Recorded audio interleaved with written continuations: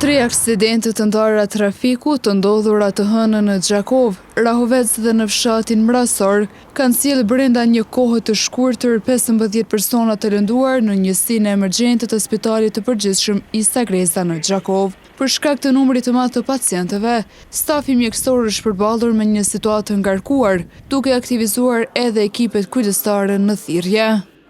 Dje rreth orës 7:10 në njësinë emergjente kanë ardhur 15 pacienta, të cilët kanë qenë të lënduar prej 3 aksidenteve të ndryshme në Rahovec, në Mrasor edhe në Gjakov. Prej këtyre pacientëve që janë pranu, janë sistemuar në mënyrën si vjen.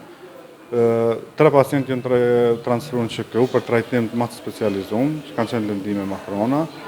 5 pacienta janë pranuar në reportin e ortopedisë, 1 pacient është pranuar në kirurgji, 1 pacient është pranuar në ginekologji, ka qenë 7 zonë, edhe 1 pacient është pranuar në reportin e pediatrisë. Gjithë pacientët e kanë marrë trajtimin edhe ekzaminimin e nevojshëm në bazë protokolleve në fuqi.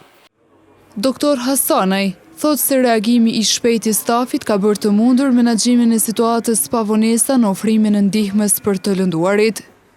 Përveç stafit këtu që ka qenë gatishmëri dhe ka punu, janë ardhur edhe stafit që janë gatishmëri në thirrje, edhe ju kanë përgjigjë thirrjes me njëherë, gjithë janë marrë në rastet që kanë shku, janë trajtuar dhe janë ekzaminuar në kohën e duhur.